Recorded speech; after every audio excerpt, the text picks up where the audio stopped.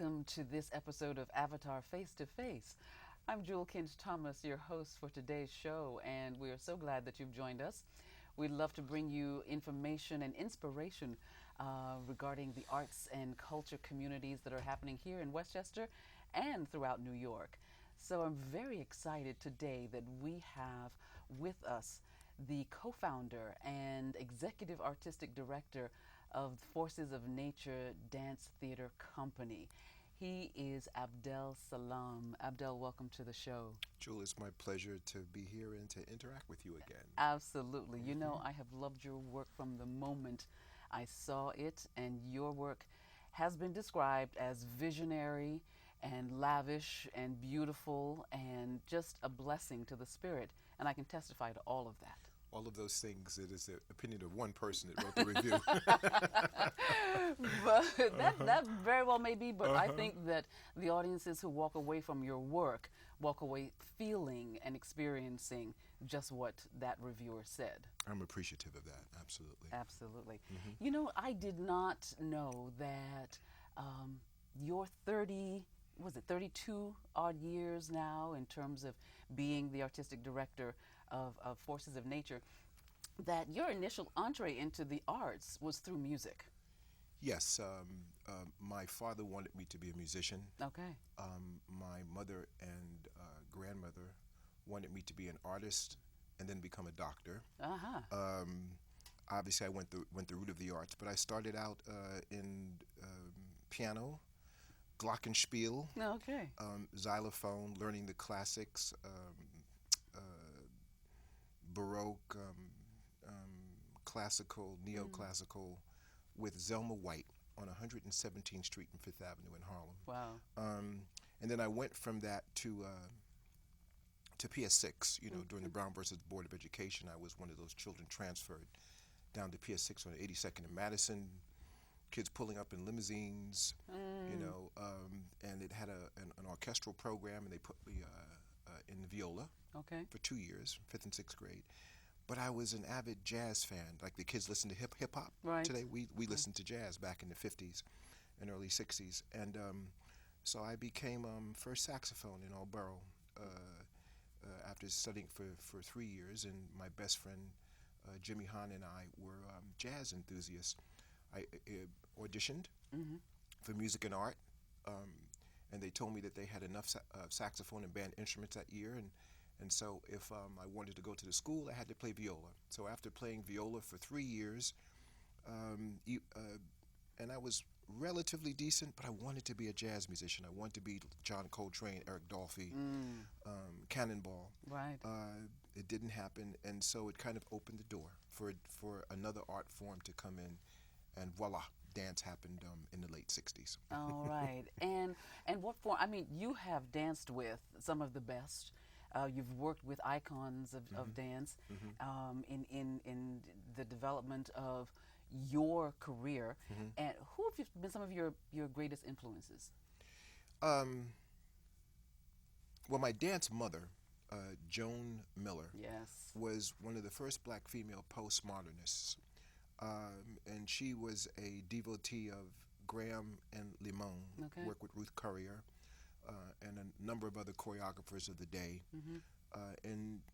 At Lehman College in 1970, after a previous year of working with her dance club, she started the major, the first dance major, and kind of talked me into becoming a student. And I was immediately hooked within the first 2 or 3 months of studying and taking it seriously. I decided that I really want to go into this profession.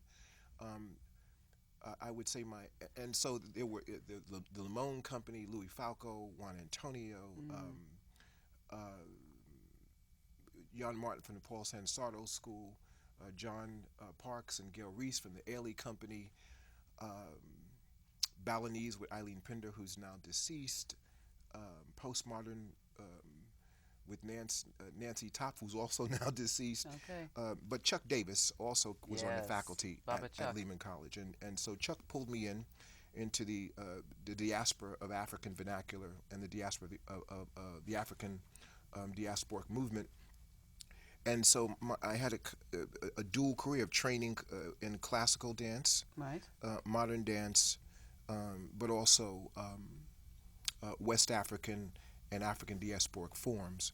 And I don't prefer one to the other. Mm-hmm. They both inform my language. They both inform my vision. They both inform my passion, and determined and have also determined where I want to go with this language. But I would say that Chuck Davis and Joan Miller were both activists. Yes. And they came up in a time and a period where you had the women's empowerment movement, you had the cultural nationalist movement, you had civil rights, you had the anti-war movement.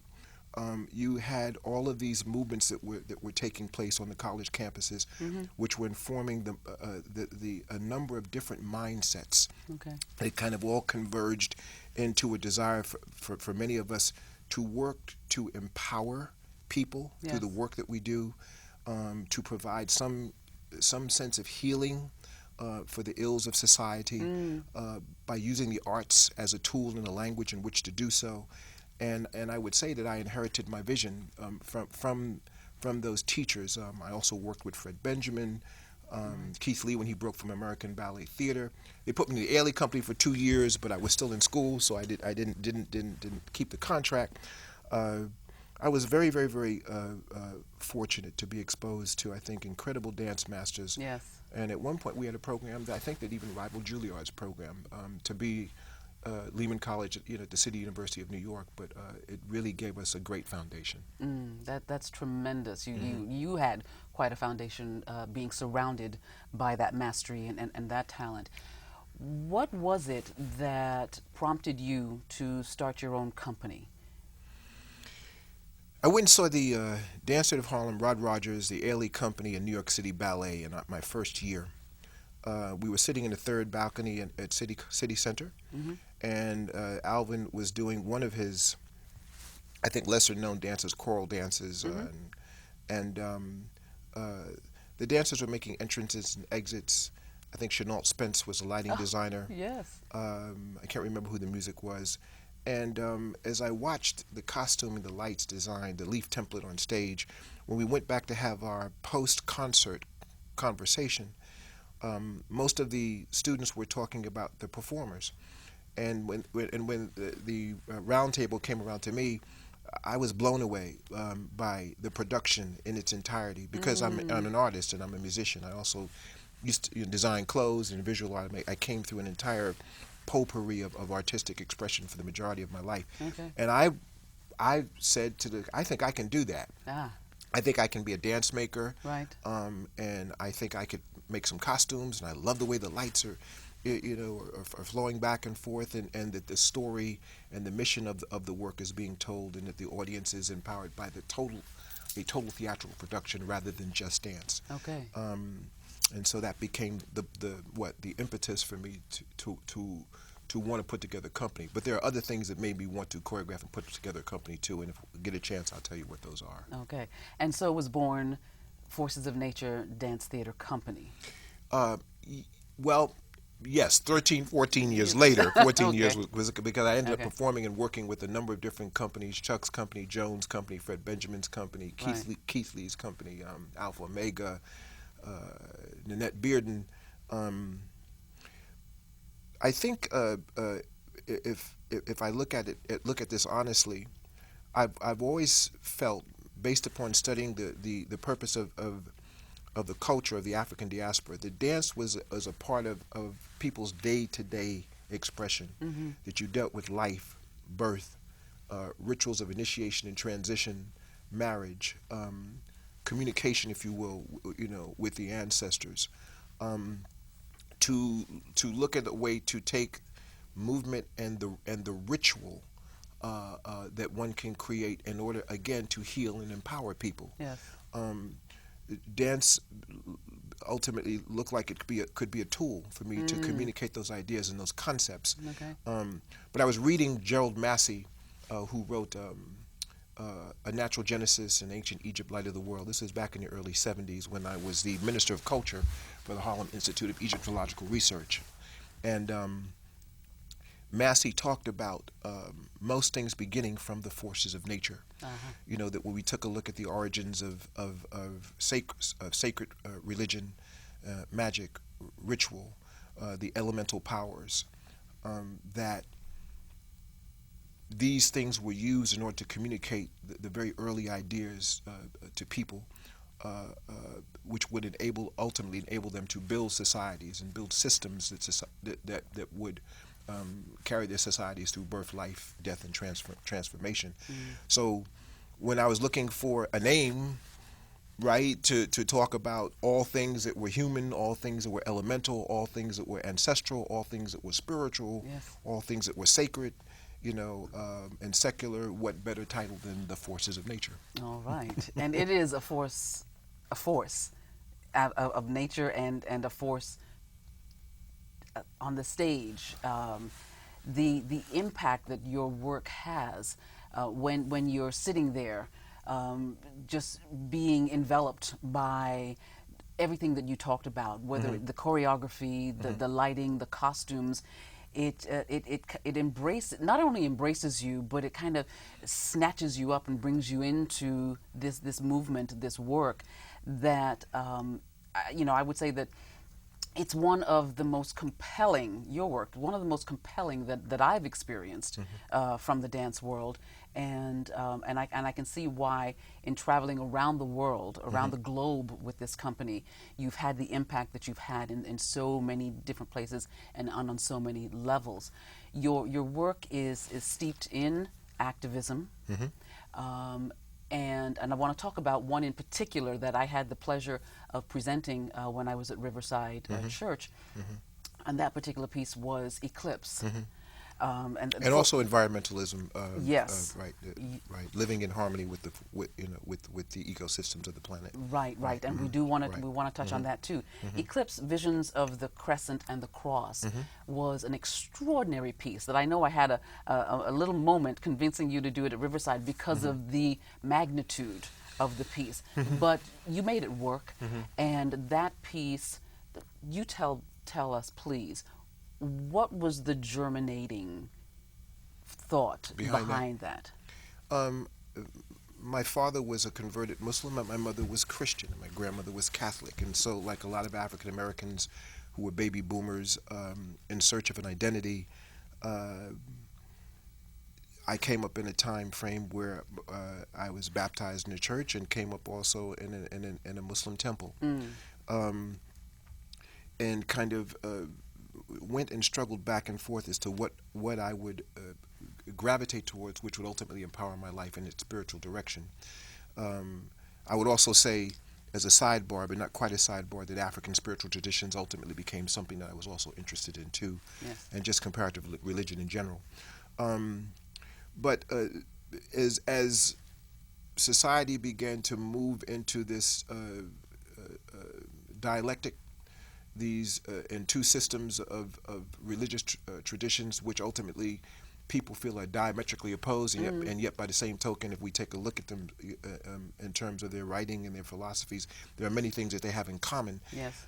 That, coupled with my experiences and my background and the experiences that I went through as a young African American in Harlem at the time, listening to the teachings of Malcolm, going to a mosque, going to the church. I decided that I needed to make a statement about that. And this was pre 9/11, by the way, when that started to germinate. It took me about 5 or 6 years to actually, compose in my mind exactly what I wanted to say and how I wanted to say it.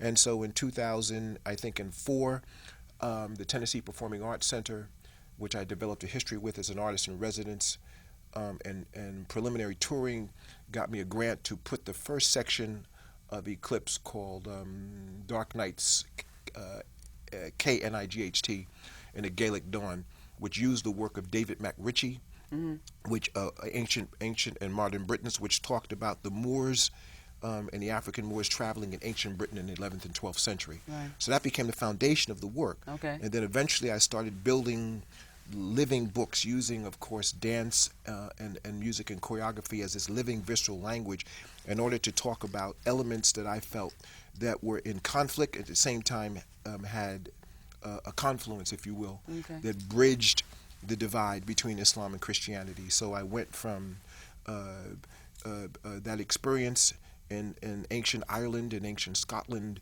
and then I went to Andalusian Spain, where the culture, Islam and Judaism and Christianity, kind of became one, Right. for a certain period. The prophecies of Nostradamus, into West Africa, where Christianity and Islam started to divide and have a tug of war with traditional, and vernacular culture and spirituality, Right. into the dialectic between Malcolm and Martin, Right. and that became my life. Something called the Word Made Flesh, where a seeker was torn between these two diametrically opposed philosophies, Yes. in search of themselves, and then ultimately a statement about what would happen if these two major warring factions didn't get their act together, and learn to work together. So that was the impetus of doing the work. It is an incredible work, and I want us to show a couple of a clip that has some excerpts from that right now. Sure. So we'll do that. Okay.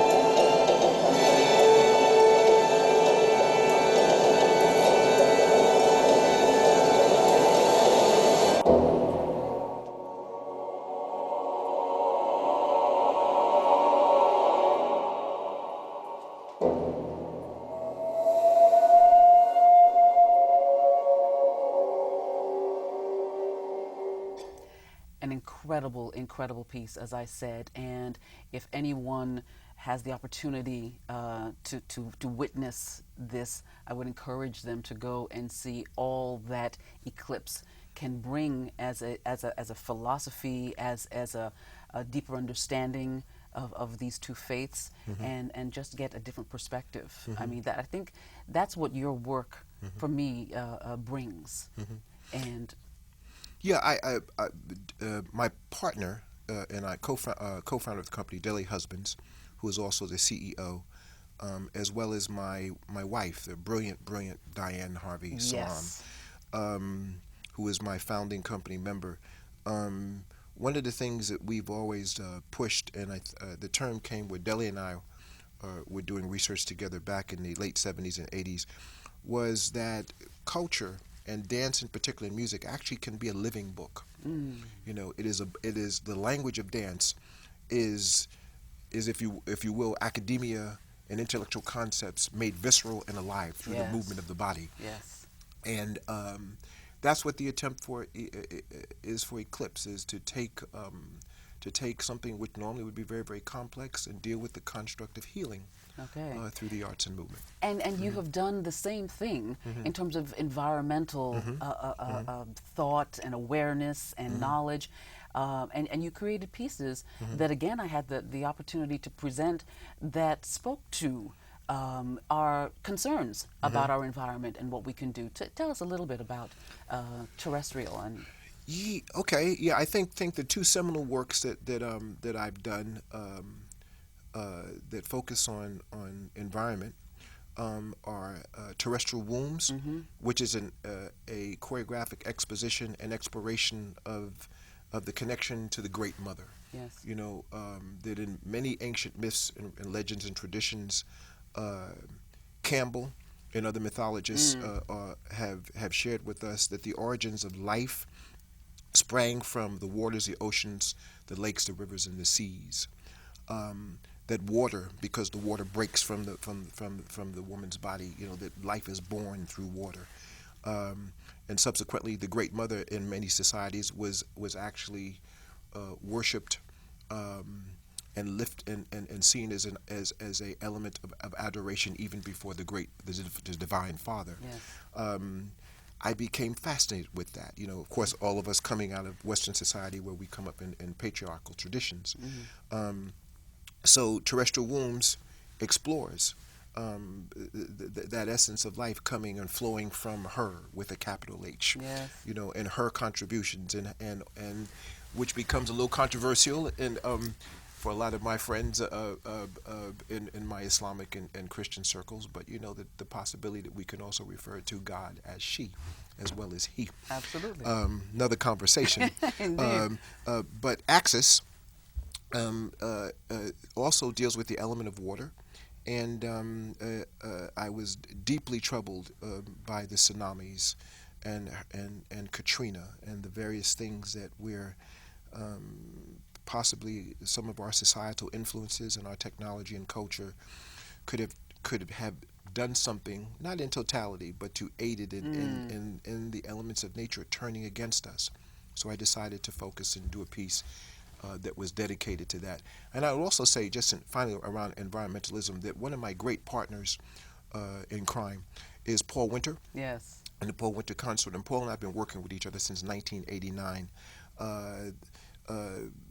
exploring the animal kingdom, and men and women's relationship, you know, to the lessons and our, if you will, our brethren, you know, on four legs in the seas. And I just did St. Francis Day, choreographed the entire celebration at the Cathedral St. John the Divine on October 6th, using Paul's three new works, using Paul's music, which was the Kyrie, the Sanctus, and the Introit. Abdel, we would need an hour or two to really touch on all that you do, what informs your work, and really look at the breadth of all that you have been able to bring to the stage, to the classroom. We don't have a lot of time left, but I want to share with people what you have coming up. I also want to make mention that you're doing some work at Harlem's Children's Zone with children there in terms of the arts.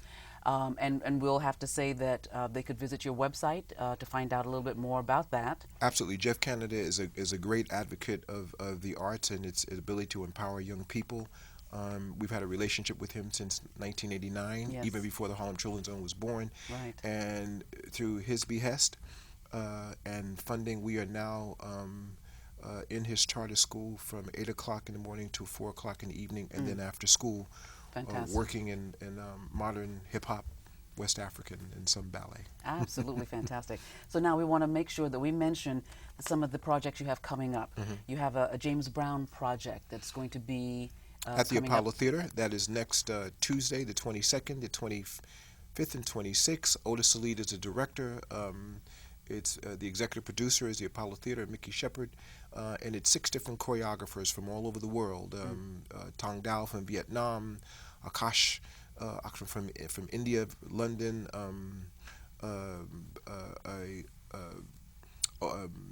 Ron Brown, Camille Brown, myself. I think I'm leaving somebody else out, another choreographer that's posted. Anyway, A fabulous yeah, show, not to be right. missed, that they can go Right, to right, the right, Apollo right. website to find Right, out about. But right. we have to mention that you're going to be also at NJ Pack coming up in December. Yes. And I think that's the 14th through the, I'm sorry, is that the that's the 9th through the 14th. the 9th through the 14th, and that's Right. 5 children's shows and 2 family shows on the weekend. Okay. You've got the winter solstice coming up at St. John's. Paul Winter, that's the 19th, 20th, and 21st on the solstice. Okay. And back to the Apollo again for Kwanzaa, December Kwanzaa 27th. Regeneration Night, which is now 32 years old. Wow. I founded that event back in 1980, 81, and we still continue to do it thanks to the Apollo and Laura Greer. You were amazing. You were absolutely amazing. And I can't say enough and recommend enough for people to come out and see your work and experience what you are all about, because it takes you to another place. It's transcendent. And I thank you so much for being with me today. At 63 years old, it is always a pleasure to be acknowledged for the work that you do in life while you are alive. And we should all look that good at 63 years old. Thank you so much, Abdel. Thank It's you, been Jewel. wonderful to have Thank you you. here. You know. And thank you for joining us today. We will welcome you back again next week. Remember, Abdel Salaam, Forces of Nature Dance Theater. Have a wonderful week.